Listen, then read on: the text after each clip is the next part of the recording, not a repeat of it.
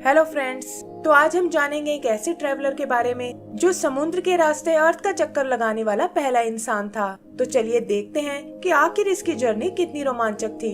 तो मूवी की शुरू में हम एक सेलर एल्केनो को देखते हैं जो यंग होने के साथ साथ थोड़ा लापरवाह भी है। वो हमेशा से एक कामयाब कैप्टन बनना चाहता था, लेकिन शिप के नाम पर उसके पास बस एक छोटी सी बोट है और इसी से वो अपना गुजारा चलाता है। आज भी वो एक रॉयल एडवोकेट को लेकर सेविल सिटी की ओर जा रहा है, लेकिन वो उनकी बोट की हालत देखकर बहुत डरा हुआ होता है और कहता है कि तुम्हें हायर करना मेरी सबसे बड़ी गलती थी। आगे का सीन सेविल सिटी का है, जहां हम एक फेमस एक्सप्लोरर मैजलिन को देखते हैं। कहा जाता है कि वो दुनिया का सबसे अच्छा सेलर है और उसके पास एक ऐसा मैप है जिससे वो समुद्र के सभी रास्ते जानता है। आज वो अपनी एक नई जर्नी स्टार्ट करने वाला है, जिसमें वो मालुकू आइलैंड से मसाले खरीद कर लाएंगे और यहाँ वो अपने शिप्स के लिए नए सेलर्स ढूंढ रहा है। वो अपने लोगों से जल्दी करने को कहता है, लेकिन पता चलता है कि वो सब उस रॉयल एडवोकेट का वेट कर रहे हैं, क्योंकि वही है जो सेलर्स के कॉन्ट्रैक्ट को साइन करवाने वाला है। तभी पोर्ट पर एक दूसरा शिप आकर रुकता है, जो असल में पोर्चुगल के एम्बेसडर अल्वेरो का शिप है, और वो मैजलिन को वार्न करता है कि तुम इस जर्नी पर नहीं जा सकते। वो बताता है कि मालुकू जाने वाला रास्ता पोर्चुगल में पड़ता है और वहाँ से सिर्फ हमारे शिप ही गुजर सकते हैं। दूसरे कैप्टन्स को ये बात बिल्कुल पसंद नहीं आती, क्योंकि इसका फायदा उठाकर पोर्चुगल वाले मसालों को दुगने रेट पर बेचते हैं और दूसरे मर्चेंट्स को बिल्कुल मौका नहीं मिलता। तब मैजलिन कहता है कि अगर ऐसा है तो हम ईस्ट की बजाय वेस्ट से मालुकू जाएंगे, और ये सुनकर सभी सेलर परेशान हो जाते हैं, क्योंकि आज तक किसी ने भी उस दिशा से ट्रेवल नहीं किया है और वो नहीं जानते कि वहाँ उनके सामने कैसे खतरे आने वाले हैं। अल्वेरो भी कहता है कि ये तो सुसाइड करने के बराबर है, लेकिन मैजलिन पर भरोसा करके सेलर्स उसका साथ देने को तैयार हो जाते हैं। अल्वेरो को ये बात बिल्कुल पसंद नहीं आती और वो धमकी देता है कि जल्दी ही मैं तुम्हें एक अच्छा सबक सिखाऊंगा। फिर वो यागो नाम के एक जासूस को हायर करता है और कहता है कि मैजलिन के पास एक यूनिवर्सल मैप है और अगर तुम उसे चुरा लो तो मैं तुम्हें माला माल कर दूंगा। तभी वो एक बोट को तेजी से पोर्ट की ओर आते हुए देखते हैं और पता चलता है कि ये एल्केनो है। इधर उधर टकराता हुआ वो किसी तरह बोट को डेक तक ले आता है, लेकिन देखता है कि रॉयल सोल्जर्स उसे अरेस्ट करने आए हैं। एल्केनो ने रॉयल बैंक से काफी सारा लोन लिया था, लेकिन काम ना होने के कारण वो उसे रीपे नहीं कर पाया और इसके बदले वो उसकी बोट छीनना चाहते हैं। एल्केनो कहता है कि इस तरह तो मैं लोन कभी नहीं चुका पाऊंगा और तुम्हें मुझ पर थोड़ी दया दिखानी चाहिए, लेकिन बैंक मैनेजर सोल्जर से उसे भी अरेस्ट करने को कहता है। एल्केनो ये सुनकर वहाँ से भाग जाता है और सोल्जर्स उसे पकड़ने उसके पीछे लग जाते हैं।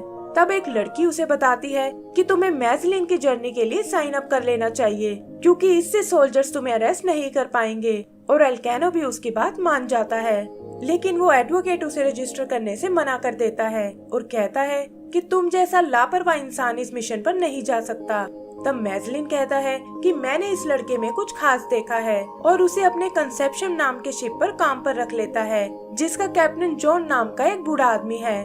सोल्जर्स भी उसे अरेस्ट नहीं कर पाते और यही हम देखते हैं कि उस जासूस यागो ने भी जर्नी को ज्वाइन कर लिया है। रात को वो अल्वेरो से मिलने जाता है और उसे बताता है कि मैजलिन के अलावा मैप के बारे में कोई नहीं जानता और उन्हें शायद उसे जान से मारना होगा। अल्वेरो उसे कोई भी तरीका अपनाने को कहता है और खुद जल्दी से मालुकू आइलैंड जाना चाहता है ताकि मैजलिन से पहले वहां पहुंच सके। एक कारपेंटर उसे वार्न करता है कि उसका शिप साइड से डैमेज हो चुका है, लेकिन अल्वेरो उसकी एक नहीं सुनता और मालुकू आइलैंड के लिए निकल पड़ता है। इधर मैजलिन भी अपने 5 शिप लेकर अपनी जर्नी शुरू करता है और सिटी के लोग भी इसके लिए बहुत एक्साइटेड होते हैं। रात को मैजलिन कैप्टन्स की एक मीटिंग बुलाता है और उन्हें समझाता है कि जर्नी में हमें एक दूसरे का साथ देना होगा और तभी हम इस मुश्किल रास्ते को पार कर सकते हैं। जॉन यहाँ उससे उस मैप के बारे में पूछता है और कहता है कि कैप्टन्स होने के नाते हमें भी उसे देखने का पूरा हक है, लेकिन मैजलिन इससे इनकार कर देता है, क्योंकि उसे डर है कि इसमें मैप के चोरी होने का खतरा है और इसीलिए उसका शिप आगे रहकर बाकी शिप्स को लीड करने वाला है। कैप्टन्स को लगता है कि कहीं रात को उनके शिप्स भटक ना जाएं, और तब मैजलिन आइडिया देता है कि हर रात वो अपने शिप पर एक लालटेन लगाएगा और बाकी शिप्स भी ऐसा ही करेंगे, ताकि पीछे वाले शिप्स उन्हें आसानी से फॉलो कर सके। वो उन्हें खुद पर विश्वास रखने को कहता है, लेकिन हम देखते हैं कि जॉन को इससे बिल्कुल सेटिस्फेक्शन नहीं हुआ। इसी तरह वो मैजलिन को फॉलो करते हुए आगे बढ़ने लगते हैं और जॉन गुस्से में एल्केनो को नाइट शिफ्ट पर लगा देता है। 5 दिन ऐसे ही आगे बढ़ते हुए उनके शिप अचानक से एक तूफान में फंस जाते हैं और एल्केनो को लगता है कि ये अपनी स्किल्स दिखाने का अच्छा मौका है। वो तेजी से अपने शिप को आगे की ओर ले जाने लगता है और ये देखकर जॉन को बहुत गुस्सा आता है। तब एल्केनो उन्हें दिखाता है कि सामने उन्हें जमीन नजर आ रही है और मैजलिन समझ जाता है कि ये साउथ अमेरिका का ब्राजील देश है। फिर बोट लेकर वो जमीन की ओर जाते हैं ताकि आने वाली जर्नी के लिए खाना पानी इकट्ठा कर सके और यहाँ उनका सामना एक कबीले से होता है। कबीले वाले भी पहले तो उन्हें देखकर चौंक जाते हैं, लेकिन फिर जल्दी ही उनमें दोस्ती हो जाती है और वो लोग आपस में काफी सारा ट्रेड करते हैं। यही जॉन दूसरे कैप्टन को भड़काने की कोशिश करता है कि मैजलिन खुद भी पोर्चुगल से है और कहीं ऐसा ना हो कि वो हमें किसी ट्रैप में फंसा दे। वो मैजलिन से उस मैप को अपने कब्जे में लेने को कहता है, लेकिन बाकी कैप्टन्स को लगता है कि उन्हें जल्दबाजी नहीं करनी चाहिए और वो इस बारे में और सोचने को कहते हैं। यागो भी छुपकर उनकी बातें सुन लेता है और उसे लगता है कि इनमें फूड डालकर ही मैं उस मैप को हासिल कर सकता हूँ। वहाँ से निकलकर वो साउथ की ओर जाने लगते हैं, लेकिन गर्मी का मौसम होने के बावजूद समुद्र में ठंड और फॉग बढ़ती जा रही है। उन्हें ये बात कुछ समझ नहीं आती और तब एल्केनो बताता है कि हमने जरूर इक्वेटर को पार कर लिया है और इसीलिए मौसम बदल गए हैं। थोड़ा आगे जाने पर उन्हें एक कैनाल नजर आती है और मैजलिन को लगता है कि ये शायद मालुकू आइलैंड जाने का रास्ता है। चेक करने के लिए वो एल्केनो की शिप को आगे भेजता है, लेकिन वो देखते हैं कि ये कैनाल नहीं बल्कि एक फ्रेश वाटर की रिवर है। जॉन ये न्यूज देने के लिए एल्केनो को मैजलिन के शिप पर भेजता है और खुद छुपकर दूसरे कैप्टन से बात करने जाता है। अब बाकी कैप्टन्स को भी लगने लगा था कि मैजलिन शायद उन्हें गलत रास्ते पर ले जा रहा है और वो सब प्लान बनाते हैं कि सही टाइम आते ही वो सब वापस मुड़ जाएंगे। आगे बढ़ते हुए हालत और बिगड़ने लगती है और वो देखते हैं कि समुद्र का पानी भी ठंड से जमने लगा है। लगभग 5 महीने तक वो लोग वहीं फंसे रहते हैं और इसका असर उनके शरीर पर भी होने लगता है। फिर फाइनली विंटर सीजन खत्म हो जाता है और वो सब एक बार फिर अपनी जर्नी पर निकल पड़ते हैं। जॉन के सब्र का बांध भी टूट जाता है और अपने कुछ लोगों को लेकर वो मैजलिन के शिप पर उससे बात करने जाता है। वहाँ वो उसके साथियों को बंदी बना लेते हैं और कहते हैं कि अब इस शिप पर हमारा कब्जा है। मैजलिन को भी उनसे इस धोखे की बिल्कुल उम्मीद नहीं थी, लेकिन जॉन उसकी एक नहीं सुनता और उसे भी अपना होस्टेज बना लेता है। यागो को उसकी टेबल पर एक मैप दिखाई देता है, लेकिन पता चलता है कि ये तो बाकियों के जैसा एक नॉर्मल मैप है और इसमें आगे जाने का कोई रास्ता नहीं लिखा। जॉन मैजलिन से असली मैप के बारे में पूछता है और वो बताता है कि वो रास्ता तो मेरे माइंड में छपा हुआ है और मैं अभी भी तुम्हें वहाँ तक ले जा सकता हूँ। ये सुनकर जॉन का गुस्सा और बढ़ जाता है और वो कहता है कि अब से मैं इस शिप का एडमिरल हूँ और हम लोग अभी वापस सेवल सिटी जा रहे हैं। तब एक कैप्टन उसे बताता है कि हम मैजलिन को जिंदा नहीं छोड़ सकते क्योंकि सिटी के लोग इसे हीरो मानते हैं और ये सोचकर वो रास्ते में उसे मारने का प्लान बनाते हैं। तभी लहरें उनके एक शिप को चट्टानों के पास ले जाती हैं और वो उनसे टकराकर डूब जाता है। मैजलिन उन्हें समझाता है कि ये वक्त आपस में लड़ने का बिल्कुल नहीं है और उन्हें बस यहाँ से बाहर निकलने के बारे में सोचना चाहिए। तभी नेविगेटर को सामने एक और कनाल दिखाई देती है और मैजलिन समझ जाता है कि यही उनके बाहर जाने का रास्ता है। वो बाकी कैप्टन्स को भी खुद पर भरोसा रखने को कहता है, लेकिन यागो उसकी बात से बिल्कुल एग्री नहीं होता। तब एल्केनो उन्हें समझाता है कि मैजलिन ने हमें सेफ रखने का प्रॉमिस किया था और वही हमें यहाँ से बाहर निकाल सकता है। कुछ दूसरे कैप्टन्स भी उसकी बात से एग्री होते हैं, लेकिन जॉन कहता है कि मैं अपना शिप लेकर वापस जा रहा हूँ। तब सोल्जर्स बगावत के लिए उसे अरेस्ट कर लेते हैं और ये देखकर एक दूसरा कैप्टन अपने लोगों के साथ भाग जाता है। मैजलिन भी उन्हें रोकने से मना कर देता है और कहता है कि वैसे भी हमें धोखेबाजों की कोई जरूरत नहीं है। फिर सोल्जर्स उससे जॉन के बारे में पूछते हैं, जिस पर मैजलिन कहता है कि मैं कोई खून खराबा नहीं करना चाहता और इसे भी एक बोट में डालकर समुद्र में छोड़ दो और अगर ये लकी निकला तो अपने आप वापस घर पहुंच जाएगा। वो लोग जॉन को वहीं छोड़कर आगे बढ़ जाते हैं और वो इसके लिए उन्हें बहुत बद्दुआएं देता है। फिर वो इस नई कैनाल को क्रॉस करने लगते हैं और देखते हैं कि ये जगह शिप्स के लिए बिल्कुल सेफ नहीं है, लेकिन इसके अलावा उनके पास कोई चारा नहीं होता।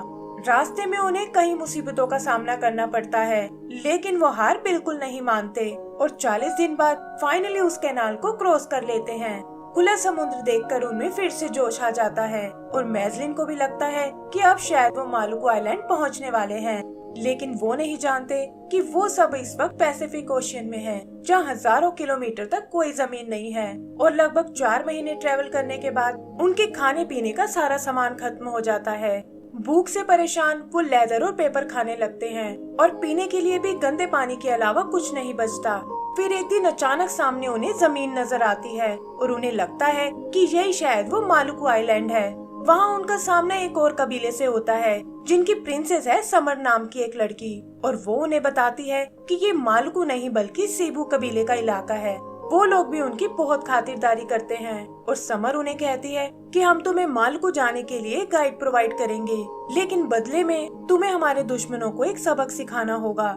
यागो को ये सुनकर एक आइडिया आता है और वो उनके दुश्मन कबीले में जाकर पहले ही आने वाले खतरे से सावधान कर देता है।